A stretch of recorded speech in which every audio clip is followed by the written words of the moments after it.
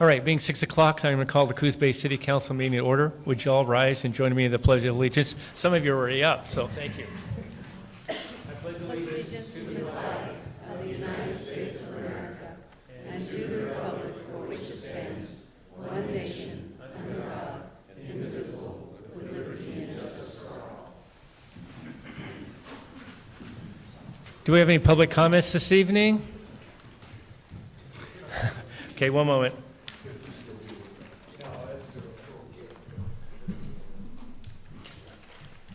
All right, so under public comments, the period is intended for the public to share ideas and concerns. It is not intended for any interaction, discussion with the council. There may be opportunities for the public comments during specific agenda items in choir public hearing.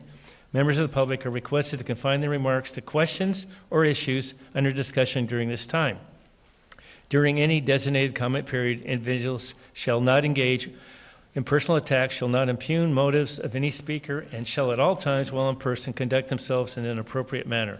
No person shall make personal, impertinent, or slanderous or unauthorized remarks or become boisterous while addressing the council. Ken Faulkner. Hey, Ken, how are you this evening? Good. How are you? Good. So I see the mayor of North Bend tried to make you say that was your favorite city was North Bend, and you didn't go for it. I'm glad. Yeah, I like you both. Okay, good.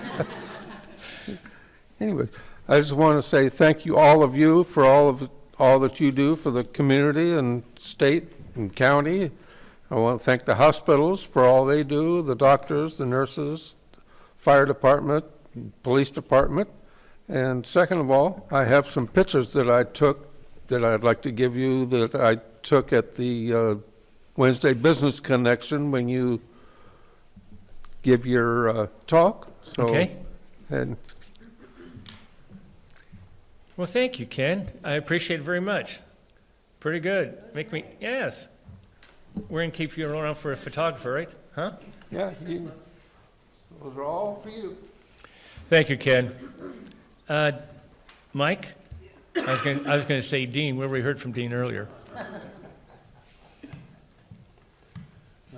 Good evening. Good evening. Mike Powder, 706 South Main, Coos Bay. Today I was on my way home and I saw some flashing lights, and I'm an ambulance chaser, so I had to go see what it was. And it was right by Tower Park, and there was a pickup truck with a bicycle stuck underneath it. And so I took a picture of it, and it was just before noon. And the bike, it was lucky. The guy was lucky who was on that bike. I don't know how he got out of it, but and it was a slow accident. But anyway, it's a 101 southbound lane in front of the Tower showroom. Pickup truck, no interest. This was a low-speed collision. It's 30 miles an hour there, so this is what can happen at 10, 15, 20 miles an hour. Pickup trucks are not designed for cyclists or pedestrians. A lot of United States vehicles are built like military-grade tanks. They got a big front. They don't knock you out of the way. They don't flip you over the hood anymore. They drag you underneath and they destroy you. So that's one of the problems we got with, safety in the United States with vehicles. Anyway, the guy was making a right-hand turn on red, which is something else I don't think should, I think we should go back to full stops in cities. But anyway, he's making a right-hand turn, wasn't paying attention to something, and hit somebody in a painted bike lane. So painted bike lanes are not really very much protection at all. And that section along there, I'm at war with 101 because 101 is a dangerous road that really just cuts through the city. And, it's, like I say, we're lucky we don't have more people on the streets because somebody will get killed one of these days. We never see cyclists, and I see one cyclist. I saw two today. One guy was going down the pavement nice and safe, and the other guy was under the vehicle. So anyway, I just put these little notes together. And when they come to redo the roads, it would be nice to follow that standard example where the bike lane goes next to the curb, then you get parked cars, then you get the traffic. So the parked cars are actually protecting people rather than people protecting cars. So anyway, I'll give you these. These are my notes. Another thing I noticed on that particular section, and I took a picture from Google Maps, it's where we have the ADA ramps. And the ADA ramps, I remember when they're selling us to the safety of them, helping people get across the streets. Well, that bicycle could have been a wheelchair, could have been a kid in a stroller or something like that, because the guy's paying more attention to turn right. He's not really looking to see what's there. And if you look on these hoods of vehicles anymore, you can hide behind one of these hoods without any problem whatsoever. So just out there, just for information, I just happened to see it. And I don't go out that often, but it's not nice to see when somebody gets creamed. So no, anyway, there we go. Thanks, Mike. Are there anyone else that would like to make a public comment this evening? Okay, hearing none, we'll move on to the agenda. First item on the agenda this evening, I gotta get my paper here, is the consent calendar. Council, how would you like to move forward? I move we approve the consent calendar. I second. It's been moved and seconded to approve the consent calendar submitted. Also, I want to mention that we have Councilor Stevens online virtually. So with that being the case, I'm going to call for the question. All in favor, say aye. Aye. Aye. Any opposed? Hearing none, it passes. Next item on the agenda is recognition of the retirement of Senior Officer Pete Kirk. And Chief, you're going to handle that for us? I'm going to kind of slightly, if you guys don't mind, just turn this just a Yes, little bit absolutely. like that so I can Or kind all the way of around face if you the want some crowd help? as well. And first off, thank you guys for allowing us to have a little time to do this. Absolutely. And as we honor Pete Kirk, I'll ask that Pete come up here.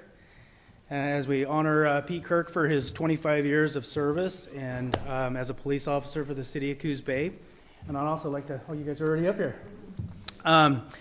So it's with an honor that we get to do this. We get to recognize 25 years of police service, which is not an easy thing to accomplish. As an officer for 25 years, dealing with the things that you deal with and we see day to day. So first off, I want to recognize that and thank you for that. I am going to explain a little bit about Pete. It's only obvious that we want to get to know you a little bit before we hand you a plaque here, but or the audience does. But so Pete has been working for the city of Coos Bay for 25 years. He actually came to us January 14th of 2000. He worked his entire career here at the city of Coos Bay as a police officer. And during that time, he worked several different roles, as you could imagine. He was a police officer. He was a watch commander, which is someone we put in charge of a shift if there's not a sergeant on duty. He was a defensive tactics instructor, obviously, DT instructor. And he was also our DUII panel instructor as well. He holds his basic, intermediate certificates through Oregon Department of Public Safety standards and training. And he's also been married for 30 years to his lovely wife, Taryn, who's also here with us tonight. And that's tough for police officers as well. So congratulations on that. Together they have 4 adult children. And I would say that Pete absolutely exemplifies what it is to be a Coos Bay Police Department, police officer and work for the Coos Bay Police Department. He was dedicated, loyal. He showed up. I can't hardly remember a time that you called out sick. Very, very few. Just was always there. If we needed someone to cover a shift, work overtime, absolutely Pete was there, willing, available. All we had to do was call. And so I couldn't be more grateful to have you work with the police department. I got to work with you my entire career, and it's just been an honor. And I think it's evident how much Pete was liked and supported at the police department by just everybody that's here tonight. And so on behalf of the Coos Bay Police Department, the City of Coos Bay, and the Coos Bay Police Officers Association, we have the president here with us. We would like to present you with this shadow box, and I'm going to read what the shadow box says. It says, in recognition of 25 years of exemplary service as a law enforcement professional, your loyal and dedicated service to the citizens of Coos Bay and the Coos Bay Police Department is sincerely valued and appreciated. And we would like to present you with this.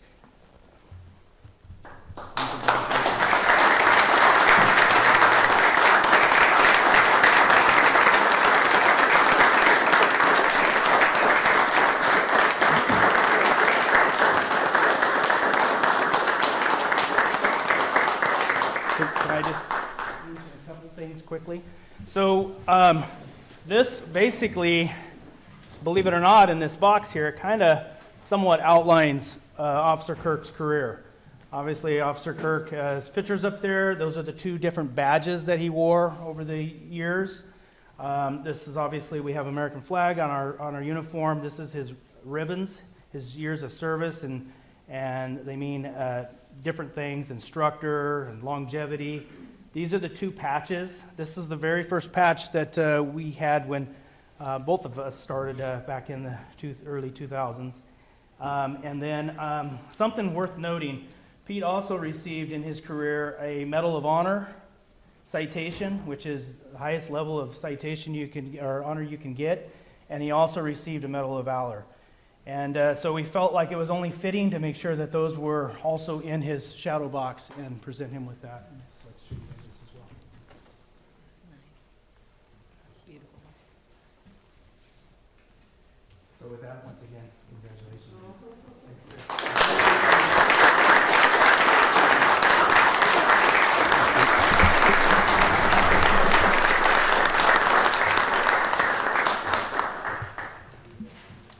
Well, Officer Kirk, on behalf of the City Council and the city, I want to thank you for your service. Greatly appreciated. And good luck in your next chapter, and enjoy it. Thank you. Now the audience leaves. I know. They don't want to listen to you, Janice. All right, the next item on the agenda is a semi-annual presentation of the Coos Bay North Bend Charleston Visitor and Convention Bureau. And Janice, you get to do that. Thank you. Good evening, Mayor Benetti, City Council members, city staff, and anybody left in the audience. It is always a pleasure to give you our semi-annual report. This one's a little bit different than one I've given in the past. Where's my clicker? Here we go. Of course, I want to share with you the, let's see. Hang on, it's not lighting green anymore. If you'll change the slide now. You can change, yeah. Oh. All right. These are Technology and me didn't, it's still not, am I doing the wrong way? Okay, I'll switch it. Okay. I'll let her man the controls. So we'll start with the budget, of course, as we try and show every time I speak to you on behalf of the Visitor and Convention Bureau. I am Janice Longley, the Executive Director of the Visitor and Convention Bureau here for Coos Bay, North Bend, and Charleston. So our budget this year is $1.577 million. That is original budget plus a supplemental that we added at the end of last calendar year for some carryover that we had from the previous fiscal year. So far, we have funds in from the transient lodging tax from the city of Coos Bay for Q1 and the city Coos County for Q1, but we have Q2, 1 and 2 from the city of North Bend and the Coquille Indian Tribe, and that's because of the cadence of how monies come into us now. But with that, we are at 50% of our income from lodging tax, with only 1/4 from our 2 largest contributors, or 2 of our largest contributors. So we're doing very well so far. We've also gotten some grants and such, so we're right on track. We're at about 63% to income at halfway through the year. And we've only spent about 45% to budget. I wanted to show you guys something. I've been doing a lot of economic impact presentations lately on the impact of tourism. And this slide is always really important to me when I do one of those. So this is a wheel that we use in the DMO world, Destination Marketing Organization world. We talk about why a destination is important. And first, it starts with a visit. If you build a place that people want to visit, you build a place where people want to live. If you build a place where people want to live, you build a place where people have to work and invest. And so that circle goes around and around, because once you've built the place where people want to live and invest, once again, that's where people want to visit. So it starts with the visit. It goes through work and live and invest. You need to keep that going at a momentum while you're also being a steward of the destination. So that's one of the things that the DMO tries to assist with. We do a lot of stewardship messaging and such, but we hope that our advocacy helps to bring in more investment to our area. So, and it's important because tourism is a $14 billion industry in the state of Oregon. It employs 118,500 direct tourism jobs. That's not even the ones that are indirect. In 2023, 99.4 million nights were spent by visitors in the state of Oregon. And it is the leading trade sector employer and leading contributor to our gross state product. So for Coos County, we've talked about these numbers before, so I'll go kind of fast. Visitors in that same time frame spent $329.5 million supporting 3,800 jobs in our county, with over 1 million overnight visitors in 2023. And of course, they spent their money on lodging, dining out and groceries, and arts, entertainment, recreation, and retail. For Coos Bay, North Bend, and Charleston, 40% of the county total was spent here at $147.9 million. That supports 2,100 jobs in our 3 communities. And again, the spending is very similar. I have in your packet, at the very end of your packet, is a document that looks like this. This is our economic impact document that I create every year. We give it out at Economic Impact Forum and other means. But I have copies of these unless you want to just make a copy from your packet. But this gives all of that data in a very concise format. And on the back talks about the lodging tax, which we'll get to in just a second. Again, I wanted to show that our ROI, for every dollar that the Visitor and Convention Bureau spends on marketing our area, we bring $27.50 into our community. I wish we could claim that every dollar of that $147 million was influenced by us, but we know that that's not true. So we conservatively say 15% of that money was influenced by our actions, and that brings back that $27.50 in ROI. Yeah. So again, a few words about the lodging tax, because it is being a bit threatened at the legislature this season. So we've got a lot of folks out there making sure that there's some understanding of what happens with the lodging tax in all communities, but everybody's different. So it's very difficult for, I think, our legislators to understand when we say don't mess with the 70-30 split, that is not universal. Not everybody gets a 70-30 split. In our case, if we had, so when the law went into effect in 2003, if there was a tax already in place, which we had here, it got grandfathered in. Not only at the rate it was, but at the split it was. So for our communities, for Coos Bay and North Bend and the Coquel Indian Tribe, that split was 28% went to the Visitor and Convention Bureau for the work that they do, and 72% stayed with the community or the taxing entities. That's opposite of what the state law was, which any tax after 2003 was subject to the new split of 70% to tourism promotions and tourism facilities, with 30% staying with the taxing entity. When Charleston's tax went on for Coos County, put in the Charleston tax, that unfortunately, that entire 9.5% was after state law.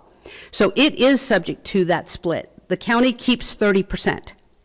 We get 39%, and I'll go over that in just a second, and the other 31% is earmarked for a new visitor information center, so if you want to change the slide. So this is a great representation of our tax. So we had 7% before the law. We added 2.5% after the law, which gave us a 9.5% tax, which is very in keeping with other destinations along the coast. In fact, now that we're at 9.5%, others are going up to 10, 10.5%. And these are added on top of each other. So you also have the 1.5% tax that the state gets, which is on top of our 9.5%. So if you travel a lot, like most of us do, you realize that those taxes just add up on your bill.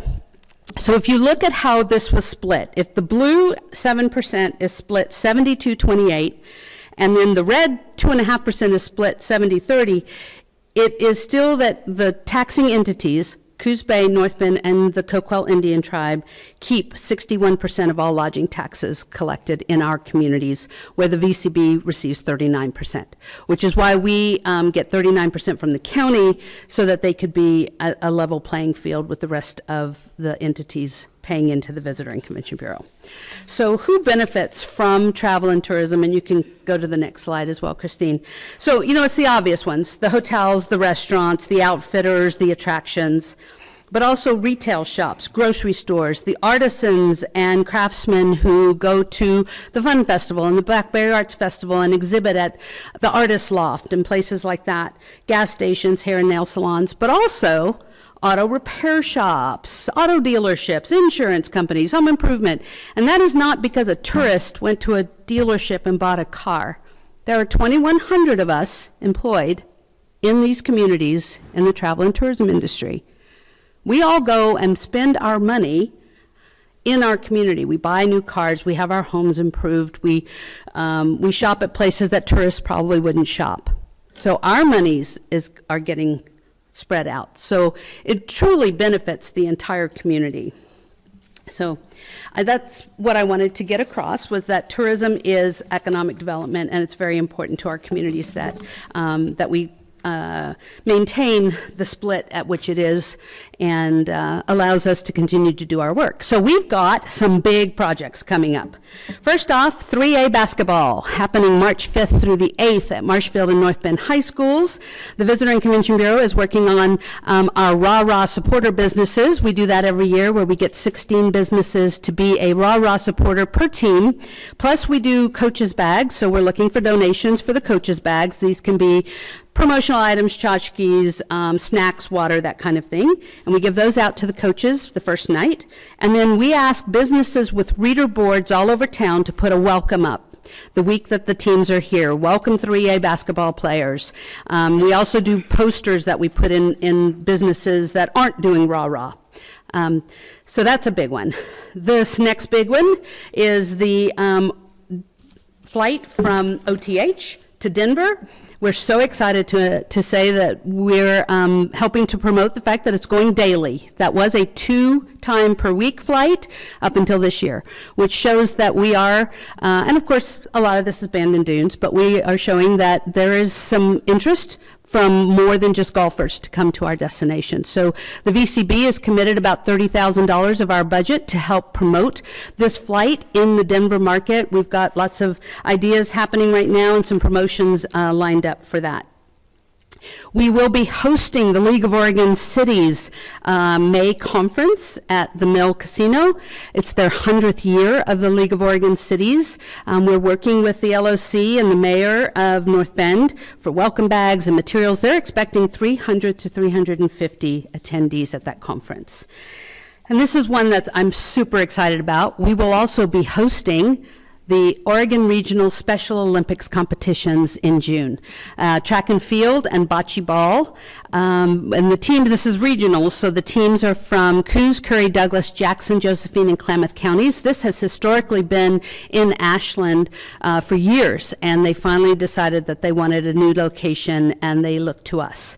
I guess we're starting to get a good reputation for that kind of thing as well. They will need 75 to 100 volunteers on June 21st. So we're putting out a call now to let people know that volunteers are going to be needed, and we would love to have everybody on board.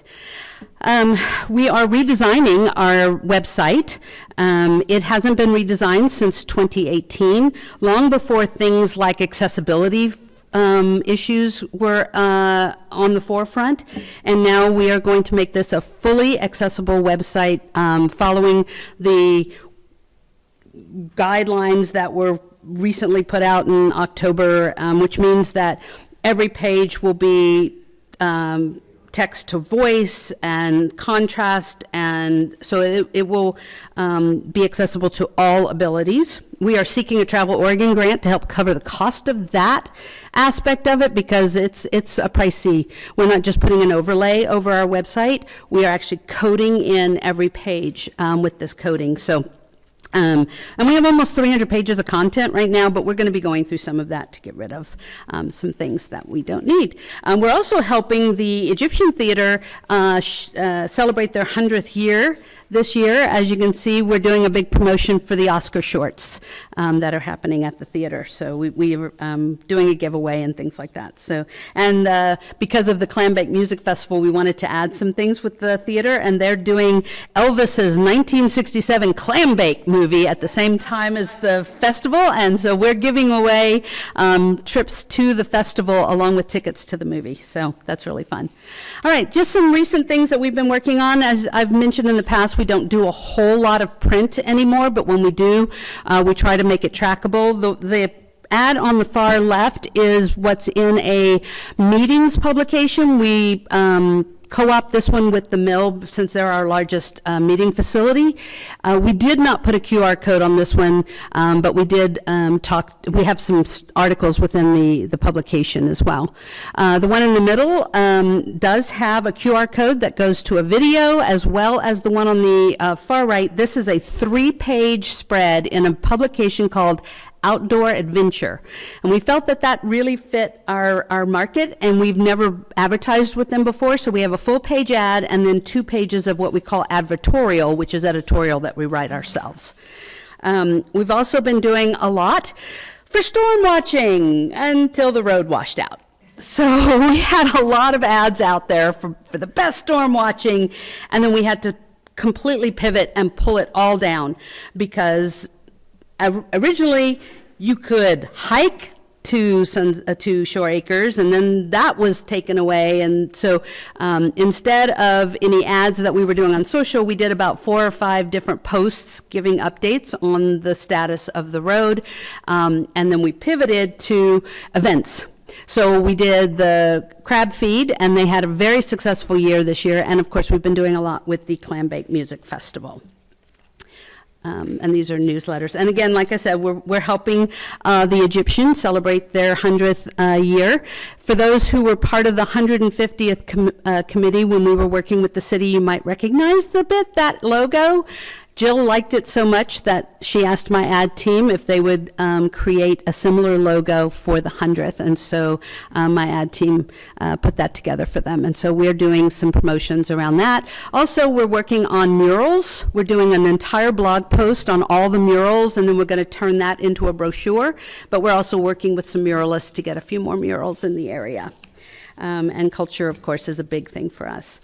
And then finally, we have our industry newsletter. City council members, some city staff are on our list. You automatically get that. But it's open to anybody who's interested at all in the business of travel and tourism. We send it out 2 times a month, and we don't spam you. We don't give away your list for anything. We don't share that with anybody. So just reminder on that. And then I would ask everybody to mark your calendars here on the dais. We will be hosting for the 3rd year in a row our Travel and Tourism Week luncheon. We do this at the Mill Casino as part of the Bay Area Chamber of Commerce Wednesday Business Connection. The VCB hosts the lunch, pays for everybody to come to lunch. Todd Davidson, who is the CEO of Travel Oregon, will be our keynote speaker once again. There may be another event happening that same afternoon. OCFA, the Oregon Coast Visitors Association, worked last year on a series of films on the accessibility, that is all the accessibility projects that have been happening along the entire coast, and they have asked us to do a film screening. And so we're going to try and do it on that same day while we have a lot of folks in the area together in one place, but we'll probably do it over at the Egyptian. So please mark your calendar for that. And that's my presentation for our semi-annual report. I'm happy to answer any questions. Questions, council? I just want to say thank you again for all that you do, and going back and reminding us of the breakdown, as well as the impact that tourism has on our community, and how many things are impacted and spurred by having people come and visit. So I appreciate thank you. I just want to say I'm very excited to hear about even more murals and to see that the ones we do have are going to be highlighted. So Yes, we're really excited about that as well. just thanks for all the work. Thank you.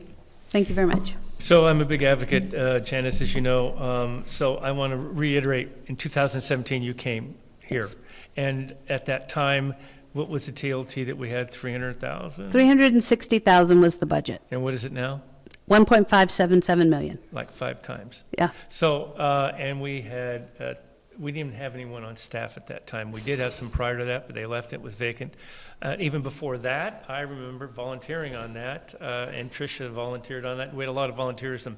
But now Janice and her team with Allison have taken this on and done a great job. And Janice also sits on the ACVA board.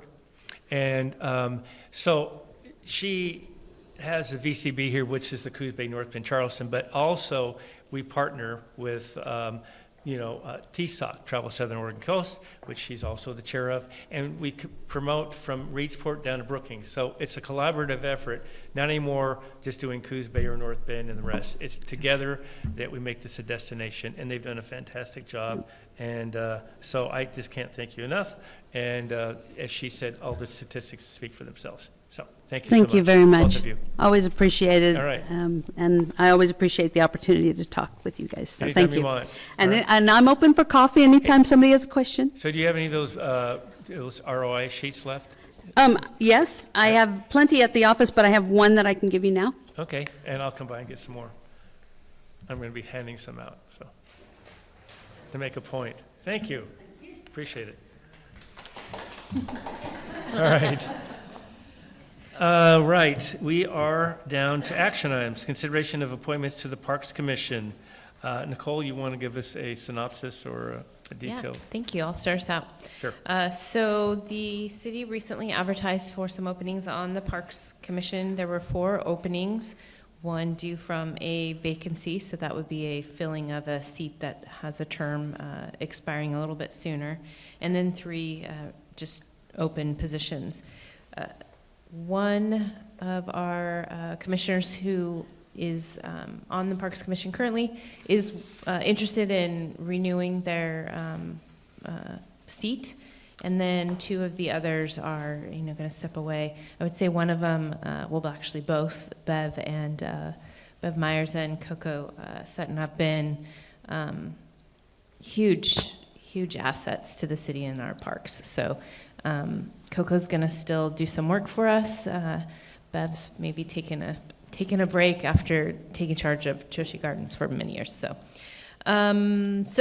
you had the opportunity to talk with several of the candidates before this evening's meeting. And just kind of a quick rundown of the makeup of the Parks Commission. It is a body that includes a representative from the City Council. Councilor Matthews is that individual.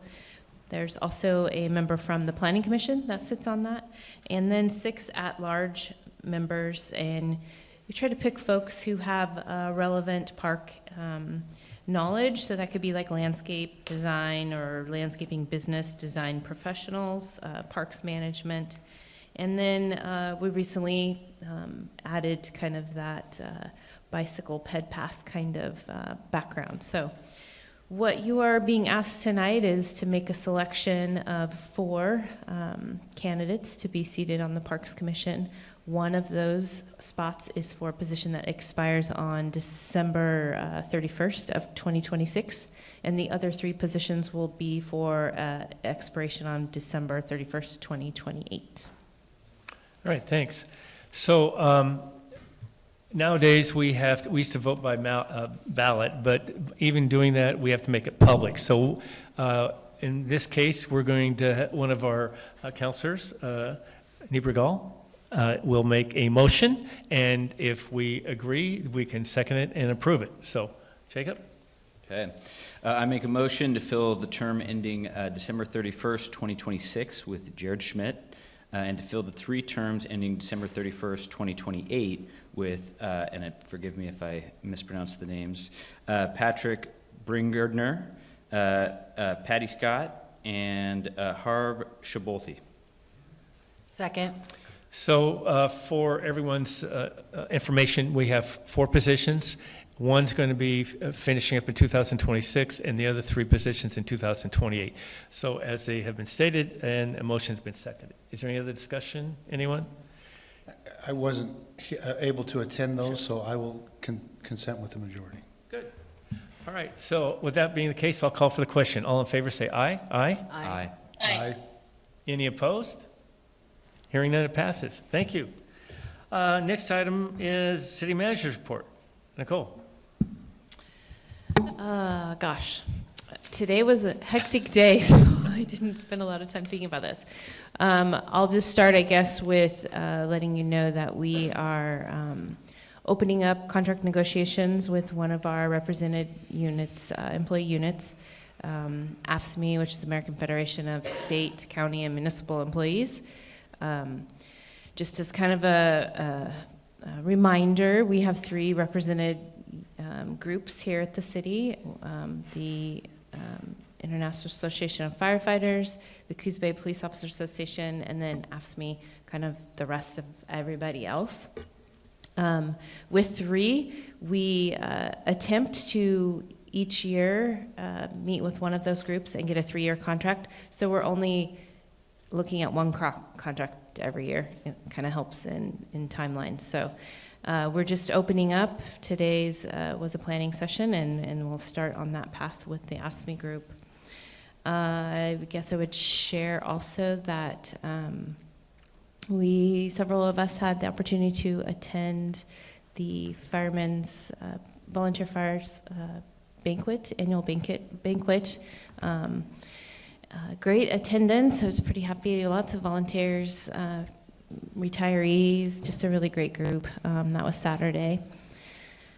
And I'm out of other things to share. Thank you. Thanks, Nicole. Council comments. Sarah, you have anything this evening? Just a quick comment, and Nicole, I'm not sure if I can pass this back to you, but I did meet with Dana Black last week, Friday, who did have quite a few opportunities for the city to put in an appropriations request. So anyway, I'll pass that back to you. Thanks. Troy, any comments?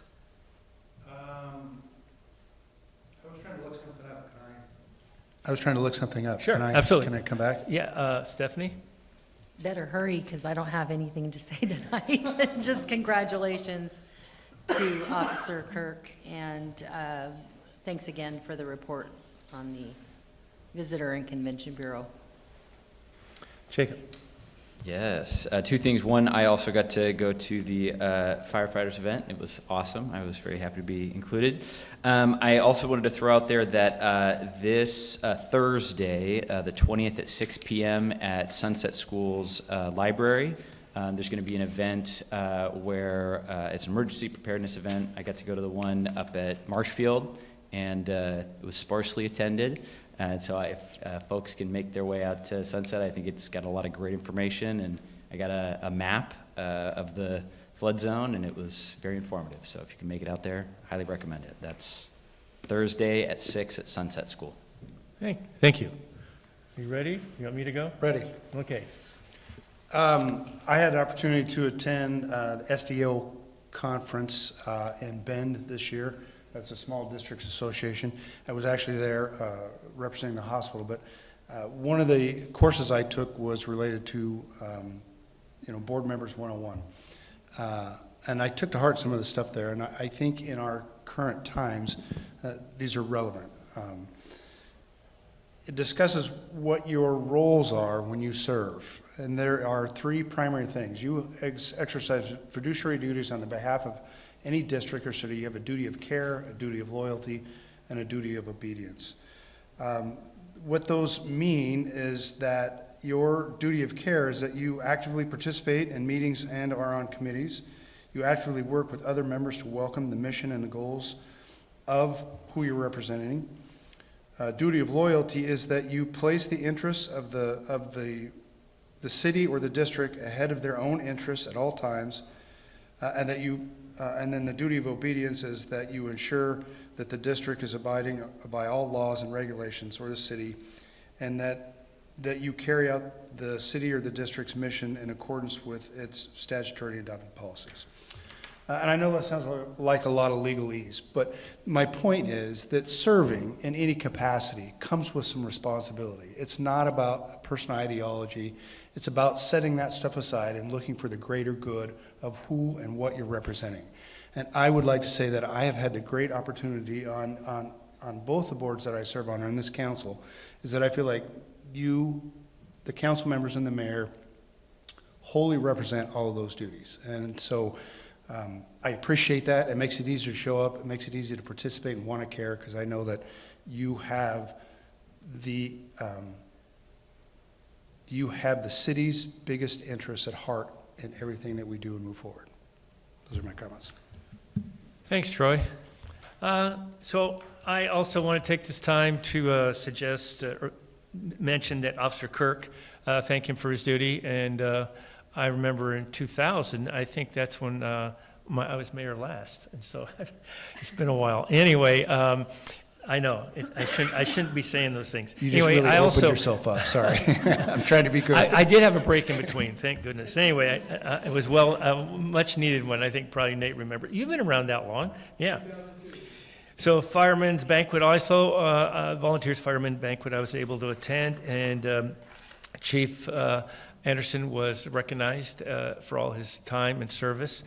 We also had Kevin Hagan was celebrated for a firefighter of the year, and also Jason Gunther for leadership. And then we had one more, Scott Lefevre, that was given an award also. So it was a great event. Everyone, it was nice to see everyone there, all the hard work they put in, and all the volunteerism that they do. And again, I want to thank the Parks Commission, and it just goes to what Troy said, all the volunteers make a big difference in this community, and so it's really welcome. I don't think we talked about our goal-setting session. We haven't had a council meeting since then, and it's not a goal-setting session this year, it's a strategic planning. So it's a little bit different, and I want to take this time to thank the staff. It was an involvement between the staff and the council, and I think we still have one more meeting left, but we're really headed out in a different way. I know I was enlightening, interacting, finding out some things that I really didn't realize. And so it puts a different perspective on things and gives me a different insight on how we need to move forward and do some corrections. So anyway, I want to thank everyone for that. Anyway, that's it. It's a short meeting, and we get to end with that. So no urban renewal meeting, so I'll go ahead and adjourn. Thank you so much, everyone.